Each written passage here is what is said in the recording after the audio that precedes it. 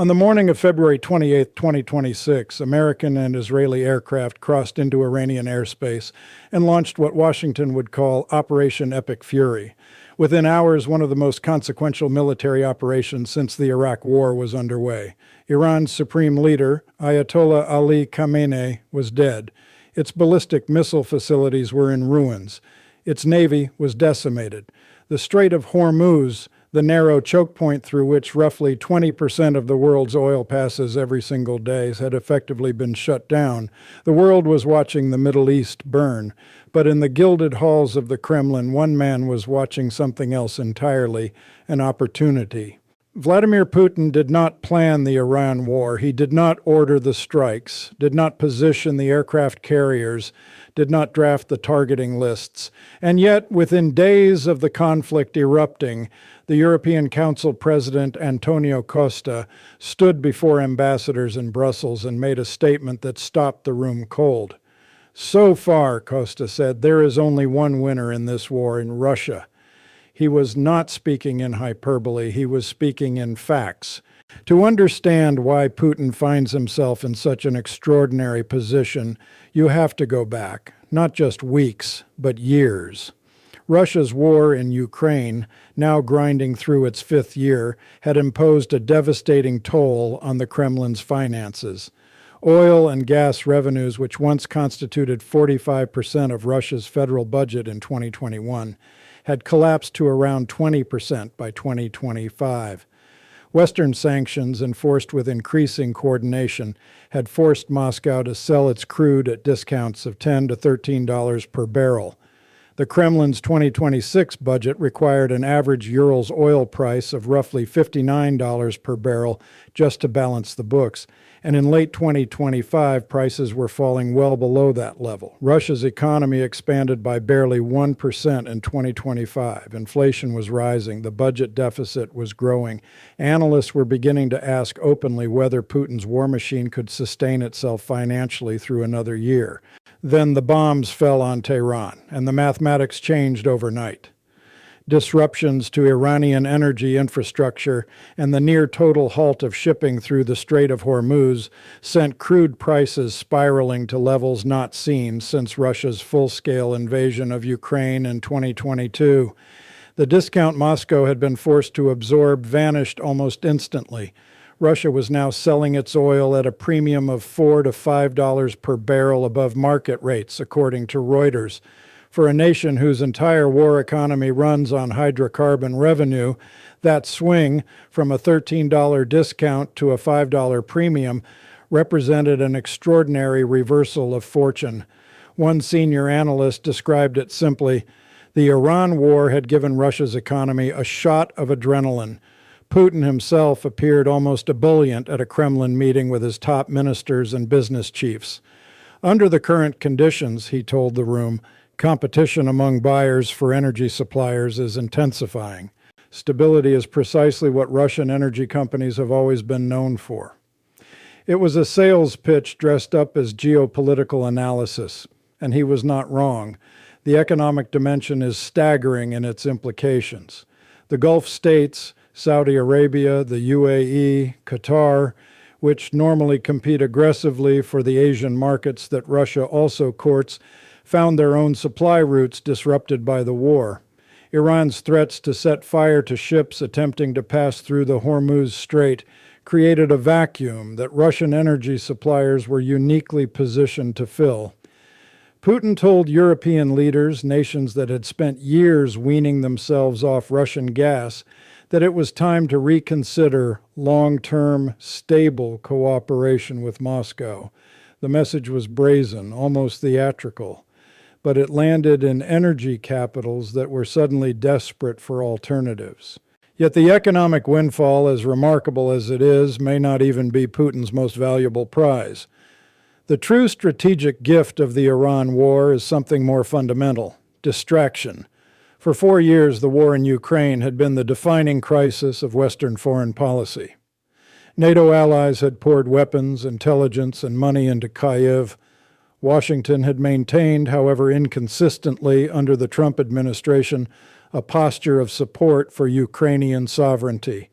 European parliaments had voted again and again for aid packages. The political will to sustain Ukraine was fraying, but it was still present. Then the Middle East ignited, and the collective attention of the West lurched, as it always does, toward the newest catastrophe. Military resources, diplomatic focus, intelligence bandwidth, and the finite attention of democratic publics were now stretched across two simultaneous major conflicts. Ukraine, which had been the headline, began to slip below the fold. As the Foreign Policy Research Institute noted with precision, this change in the geopolitical environment directly altered Moscow's strategic calculus.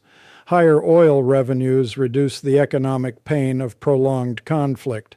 A distracted West reduces the political cost of it. Both forces push in the same direction. They make it easier for Putin to keep fighting and harder to compel him to stop. There is a third dimension that receives far less attention in mainstream coverage, and it may be the most consequential of all.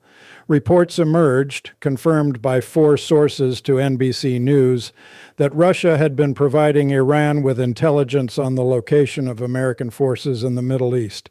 The Kremlin has never officially confirmed this, and it would be strategically foolish to do so. But the logic is unmistakable. As one analyst put it, anything that complicates or degrades America's projection of power shifts the relative geopolitical balance in Moscow's favor. Russia does not need to fire a single shot in this war to benefit from every American casualty, every distracted carrier group, every congressional debate about whether to prioritize Tehran or Kyiv. The mere act of keeping Washington occupied and off balance is itself a form of warfare, one the Kremlin has practiced with considerable skill for over a decade. Putin's relationship with Iran had been formalized just weeks before the war began. On January 17, 2025, Russian President Vladimir Putin and Iranian President Masoud Pezeshkian signed the Treaty on Comprehensive Strategic Partnership in Moscow, a sweeping 47-provision agreement spanning defense, energy, counterterrorism, technology, cybersecurity, and regional security. The treaty was designed for a 20-year horizon. It was not a military alliance. Russian officials were careful to stress that point. But it was a structural framework for deep cooperation between two nations that had both concluded, through bitter experience, that accommodation with the West was either impossible or suicidal. Iran had been supplying Russia with Shahed combat drones since the early months of the Ukraine war, weapons that had terrorized Ukrainian cities and forced NATO to pour billions into air defense systems. By the time Operation Epic Fury was launched, Russia had largely internalized that technology, building its own domestic drone production facilities.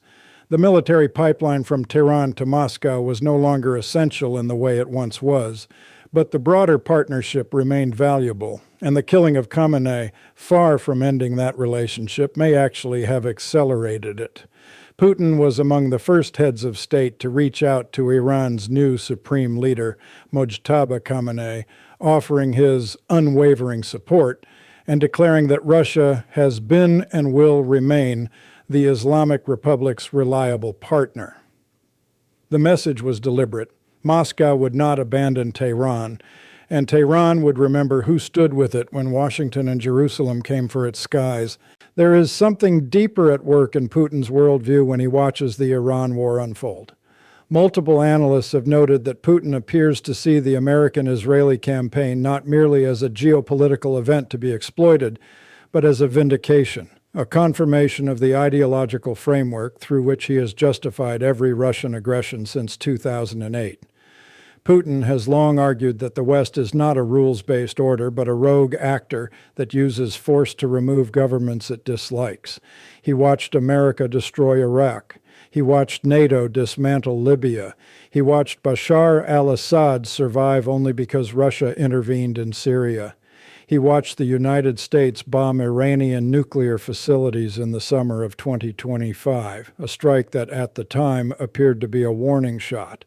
Now Khamenei was dead, Iran's military was in ruins, and the pattern seemed, to Putin's eye, to be complete. For Putin, Analysts at Al Jazeera wrote, the attack on Iran was a confirmation of the Kremlin's long-held view of the U.S.-led West as a rogue and irrational actor.